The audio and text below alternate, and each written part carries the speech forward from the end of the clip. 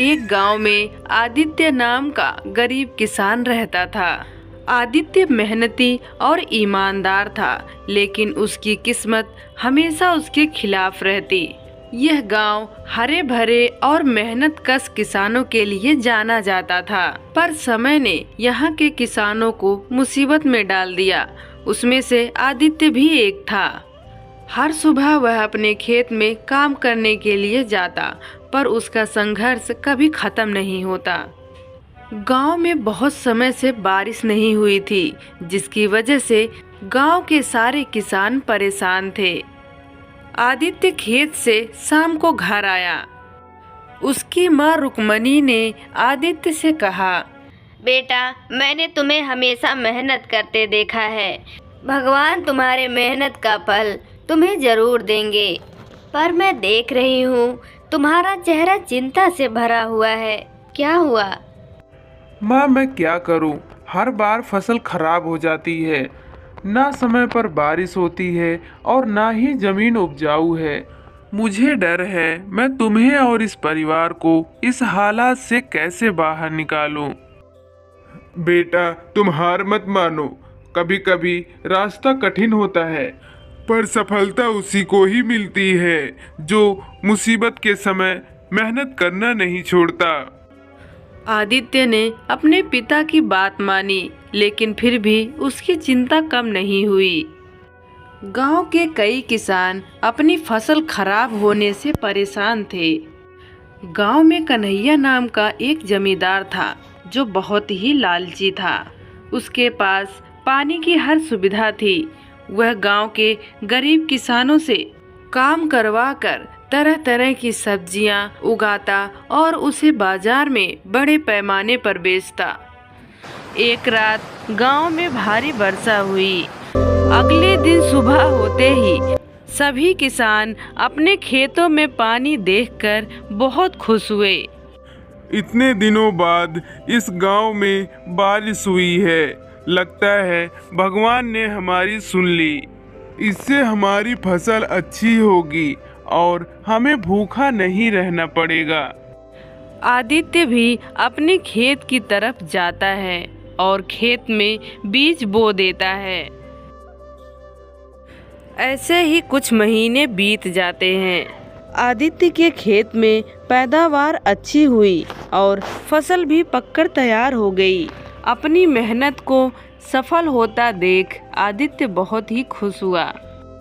शाम हो गई। आदित्य अपने घर आया और खुश होकर अपने माता पिता से कहा, माँ, खेत में फसल की पैदावार बहुत अच्छी हुई है।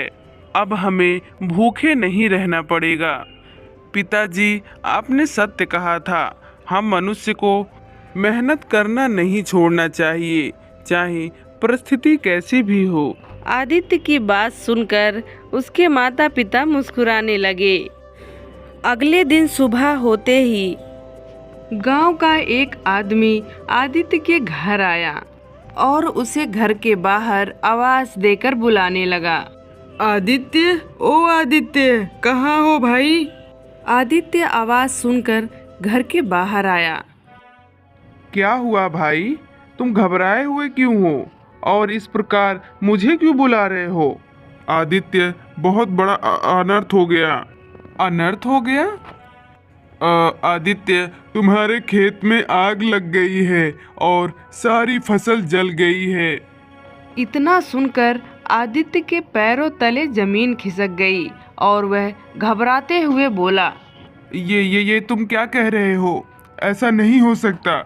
मैं अभी कल ही अपना फसल देखकर आया हूँ। ऐसा कैसे हो सकता है? इतना कहकर आदित्य भागता हुआ अपने खेत की तरफ जाता है। उसने देखा कि उसकी सारी फसल जल चुकी है। अपनी मेहनत को इस तरह से बर्बाद होता देख आदित्य की आंखों में आंसू आ गए और वह फूट फूट कर रोने लगा। हे भगवान, यह क्या हो गया? मेरी सारी मेहनत बर्बाद हो गई। अब मैं अपने परिवार को इस मुसीबत से कभी बाहर नहीं निकाल पाऊंगा। आदित्य घर आया और रोते हुए अपने माता पिता से सारी घटना बताई। पिताजी, पिताजी, फसल भी बर्बाद हो गया और घर में राशन भी खत्म हो गया। बेटा, हम इस मुसीबत से कभी निकल नहीं पाएंगे। उदास क्यों होते हो? तुम जमींदार के पास क्यों नहीं जाते? उनसे कर्ज ले लो और सोमगढ़ से बीज खरीद कर ले आओ।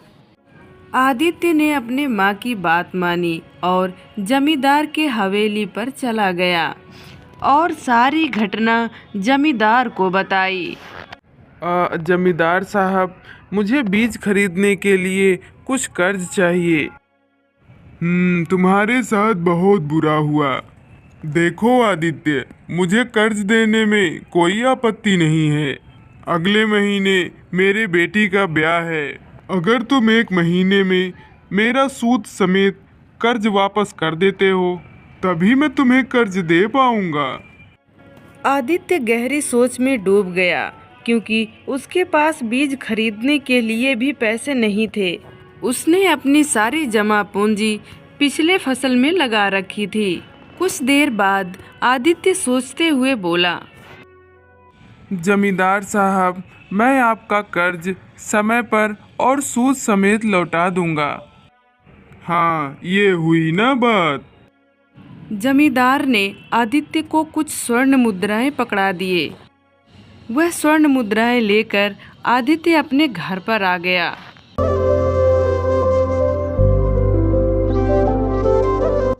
आदित्य कुछ बीज खरीदकर अपने खेत में बोने ही जा रहा था कि तभी वहां जमींदार अपने मित्र बलिया के साथ आ पहुंचा और आदित्य की ओर देखकर बोला, मुझे मेरा कर्ज सूद समेत वापस चाहिए। जमींदार की बात सुनकर आदित्य बुरी तरह चौंक पड़ा। ये आप क्या कह रहे हैं जमींदार जी? अभी कल ही तो मैंने आपसे कर्ज लिया था। इतने जल्दी मैं आपका कर्ज सूद समेत कैसे वापस कर सकता हूँ? आदित्य की बात सुनकर जमींदार के बगल में खड़ा बलिया जोर जोर से हंसने लगा। सच में तुम मूर्ख हो आदित्य। तुमने ये सोचने की कोशिश नहीं की कि तुम्हारे खेत में आग कैसे लगी? मैं तुम्हारी बात का मतलब नहीं समझा। इसका मतलब मैं तुम्हें समझाता हूँ आदित्य। दरअसल तुम्हारे खेत पर मेरी नज़र काफ़ी समय से थी। मैंने ही तुम्हारे खेत में आग लगाई थी। जमींदार की बात सुनकर आदित्य बुरी तरह चौंक पड़ा। हाँ, मैंने ही आग लगाई थी। मुझे पता था कि तुम्हारे घर में खाने के लिए कुछ भी नहीं है और सारी फसल जल जाएगी, तो तुम्हें कर्ज लेने की आवश्यकता जरूर पड़ेगी। और किस्मत तो देखो, तुम पूरे गांव को छोड़कर कर्ज लेने मेरे ही पास आए। यह तो गलत है जमींदार। किसी की मजबूरी का फायदा उठाकर कोई सुख से नहीं रह पाया है। ये सब बातें केवल सुनने में अच्छी लगती हैं आदित्य। इससे पहले मैं तुम्हारे खेत से तुम्हें धक्के मारकर बाहर निकालूं, यहाँ से चले जाओ।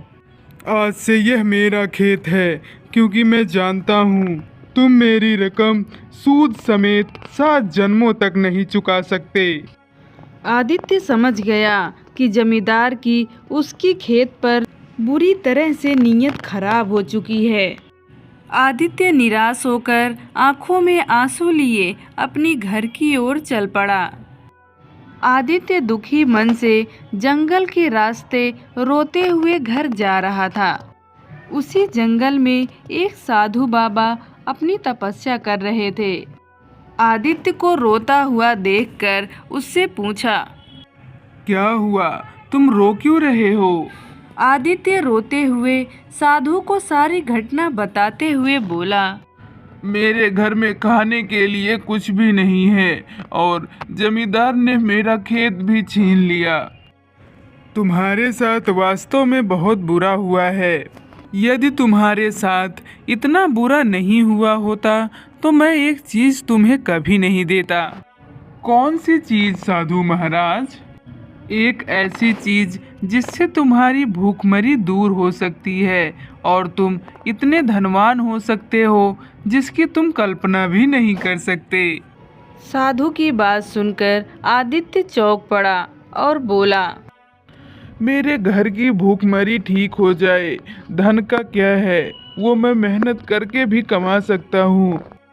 मुझे तुम्हारी यह बात बहुत अच्छी लगी। साधु अपने पास से एक कमल का पुष्प निकालकर आदित्य को देते हुए कहा, यह कोई साधारण पुष्प नहीं है आदित्य, यह मेरे जीवन की सिद्धियों का फल है। इस कमल के पुष्प से तुम जो भी कुछ मांगोगे वह तुम्हें प्राप्त हो जाएगा। उसके बाद यह पुष्प गायब हो जाएगा। साधु की बात सुनकर आदित्य आत्मविश्वास भरे लहजे में बोला, साधु महाराज, आपने मेरी सारी चिंता दूर कर दी। मैं आपका यह एहसान कभी नहीं भूलूंगा। इतना बोलकर आदित्य वह फूल लेकर अपने घर पर पहुंचा। जब वह घर पहुंचा तो उसने देखा कि जमींदार उसके घर पर पहले से ही मौजूद है। आदित्य की ओर देखकर जमींदार रोता हुआ बोला, मुझे माफ कर दो आदित्य, मुझे मेरे किए की सजा मिल गई। जब मैं तुम्हारे खेत से घर गया तो मेरी बेटी बुरी तरह बीमार पड़ गई। मैंने उसे बड़े बड़े वैद्य को दिखाया पर वह ठीक नहीं हुई। वैद्य का कहना है कि वह अब कभी ठीक नहीं हो सकती। अब मुझे एक नहीं दो अर्थी का इंतजाम करना होगा। मेरी बेटी के मौत का सदमा मेरी पत्नी बर्दाश्त नहीं कर पाएगी क्योंकि मेरी पत्नी मेरे बेटी के बिना जीवित नहीं रह पाएगी। मेरे हाथ में यह कमल का पुष्प देख रहे हो, यह एक चमत्कारी पुष्प है। इसे तुम अपनी बेटी के शरीर पर स्पर्श करोगे तो वह पूरी तरह स्वस्थ हो जाएगी। मुझे यह एक साधु बाबा ने दिया था अपनी भूखमरी दूर करने के लिए, परंतु मुझसे ज़्यादा ज़रूरत इस पुष्प की तुम्हें है। मनुष्य का सबसे बड़ा धन उसका स्वास्थ्य होता है, इसे ले लो। मुझे माफ़ कर दो आदित्य, मैंने तुम्हारे साथ कितना गलत किया, फिर भी तुमने मेरी मदद की। मैं तुम्हारे खेत वापस करता हूँ और तुम्हें दिया हुआ धन भी माफ़ करता हूँ। इतना बोलकर जमींदार वहां से चला गया। उसने घर जाकर देखा तो उसकी बेटी पूरी तरह स्वस्थ हो चुकी थी। आदित्य के सच्चाई और ईमानदारी से उसकी गरीबी भी दूर हो गई और वह खुशहाल जिंदगी जीने लगा।